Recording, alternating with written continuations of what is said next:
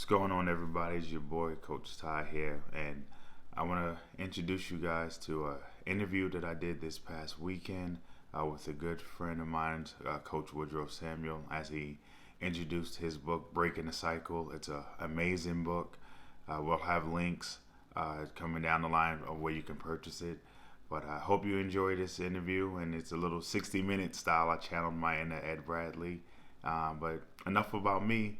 Go ahead and let me start the podcast right now. The Growing Up Brooklyn podcast is a Black Pharaoh Gaming production. And I'm going to give a shameless plug for my guy, Coach Ty Hodges.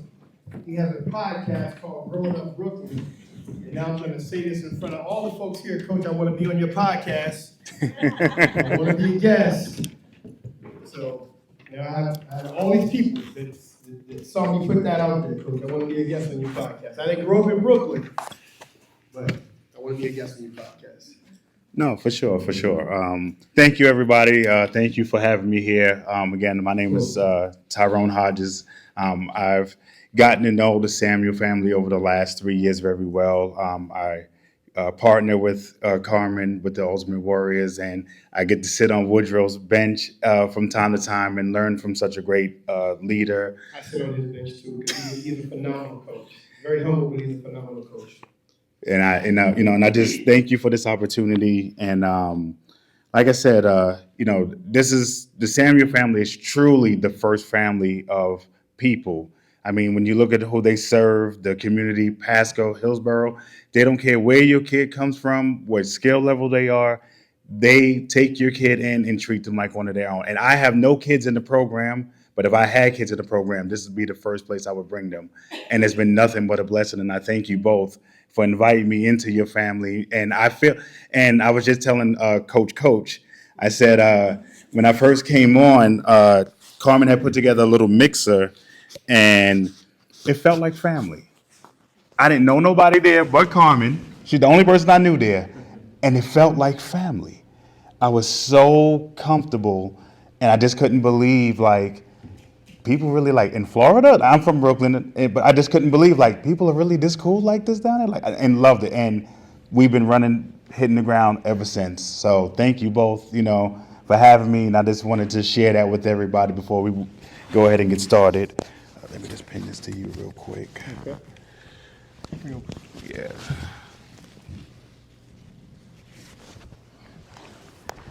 All right. That's fancy, Coach. I'm a techie. I feel Anybody that knows fancy. me knows I'm a true techie. So again, thank you to and welcome to the special edition of the Growing Up Brooklyn podcast. Again, I'm your host, Coach Ty, and today, again, I'm proud to sit next to the gentleman from Washington, D.C., but grew up in Delray Beach, Florida, now representing the city of Tampa, and truly, like I said earlier, truly one of Tampa's finest from top to bottom. Welcome, Coach Woodrow Samuel, to the show. Thank you, Coach. I appreciate it. I appreciate you. So I want to go ahead and start with the first question. Can you give our viewers a brief overview of your new book and what inspired you to write it? Yeah, so I've been writing this book for a while, Coach. It's just, I feel like I really mean what I say when I say everybody has a story to tell.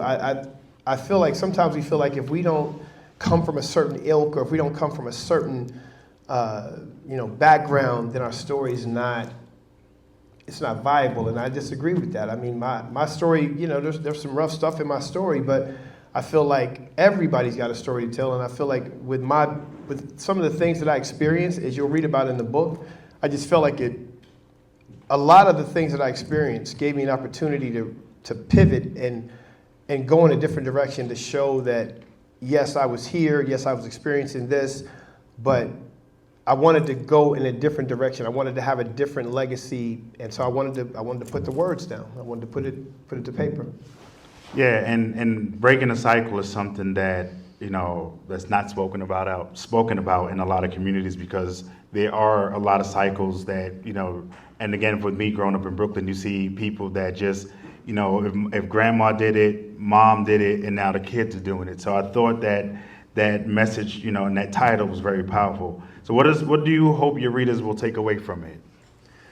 A couple things. One, it doesn't matter where you are or where you came from or what has happened, you can do something else. And then the other thing is, and because I'm very careful, my parents had my best interest at heart. So it's never about demonizing my parents at all. We just were in some really tough situations. And in those situations and in those scenarios, and again, you read about them in the book, I want people to just take from that you can be around and exposed to whatever, but you can still do something different. And it's not necessarily easy, but it's possible. Yeah, and I think that, and I forgot the words I think Cadence used about, or it may have been Camille when she just talking about raising like good young children instead of broken adults. So the Frederick Douglass Yes. quote, it's one of my favorite quotes. I put it outside of my classroom. I literally went through, I was telling Brooke, I went through some absurd number of quotes, and I picked the 13 that meant the most to me, and that's one of them. The Frederick Douglass quote is basically, it is better to raise strong children than it is to repair broken adults. It's that whole, it's not that an old dog can't learn new tricks, right? But it's so much easier to raise a kid up to be strong and to do those things that's right, as opposed to, I've been set in my ways to do this and do this and do this, and now you want me to do something different. It's possible, it happens, but it's so much easier for a kid to just have it in them to be raised that right way instead of having to correct it. Right. And oftentimes it's, when they get to adulthood, it's often too late. Right. So it's good to start at the bottom. Yeah. So your writing style in this book is unique and quite captivating. Can you share some insights into your writing process and how you develop this style? I don't know if I have a style, Coach. I just write. I do. Like I was telling Kerry, the photographer for the event, he was talking about, he's like, Coach, I've been interested in writing a book, and we were just kind of talking. I think you should just write. I follow a million different writing podcasts, Coach, and everybody wants to be so particular, and writers should write every day, and da-da-da-da. No, I think you should write when the spirit moves you to write. Right. And when it doesn't, then don't write, because you're probably going to write something that you don't want anyway, right? So I just wrote when I felt compelled to write. And then when I didn't feel compelled to write, I have this book. It's called 300 Writing Prompts.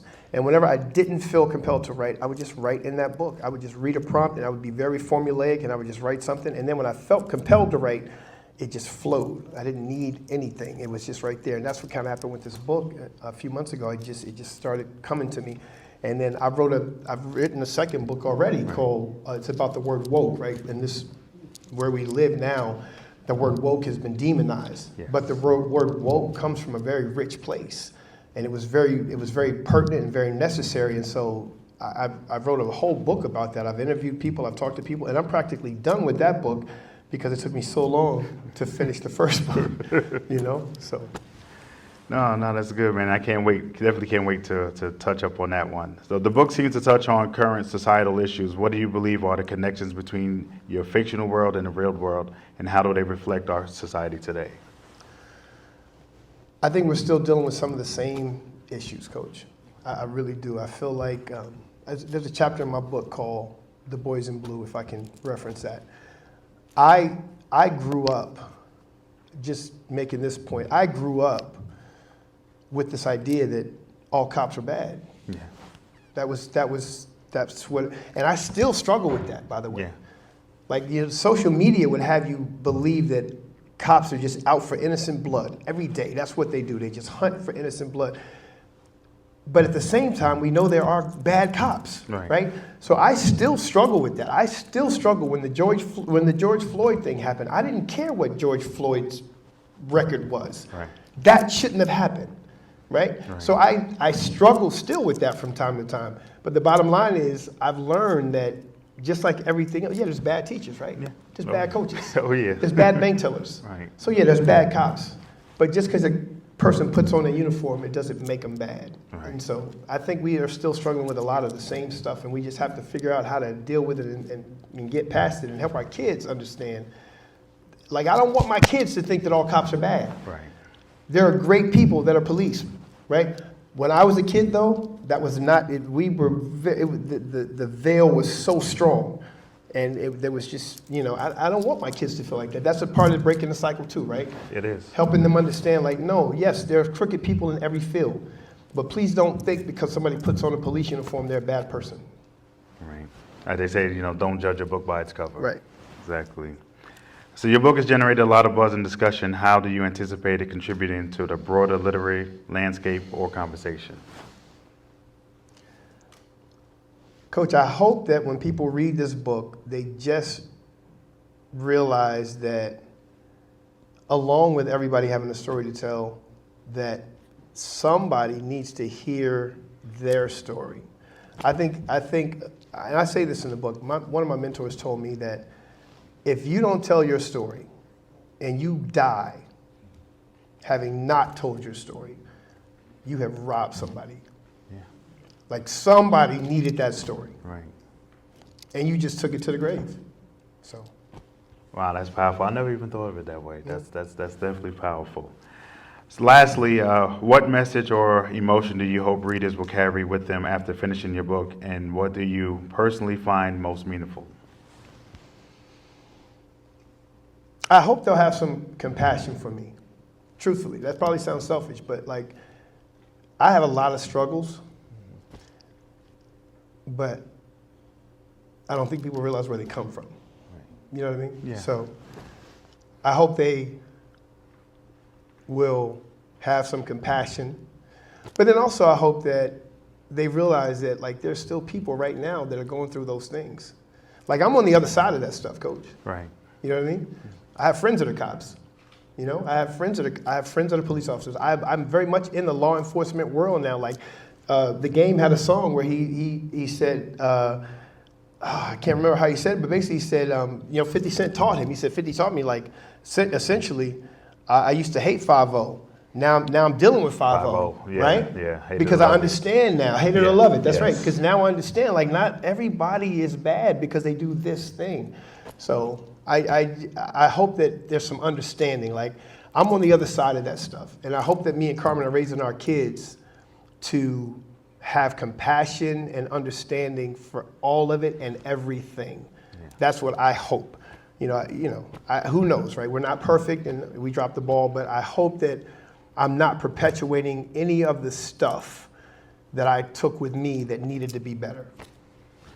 Wow. Like I said, when I just saw the title of the book and I just said, I got to come in here and I got to talk to you. And yes, we will have you on the pod. The pod isn't just Everybody about... heard it. Yes, you heard it. I'm going to be on Growing Up Brooklyn.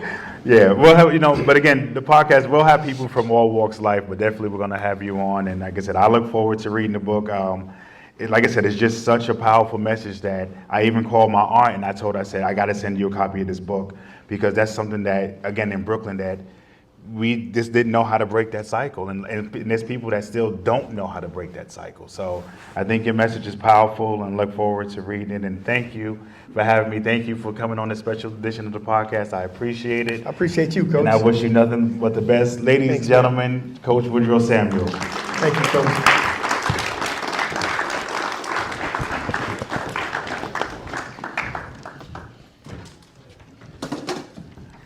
The Growing Up Brooklyn podcast is a Black Pharaoh Gaming production.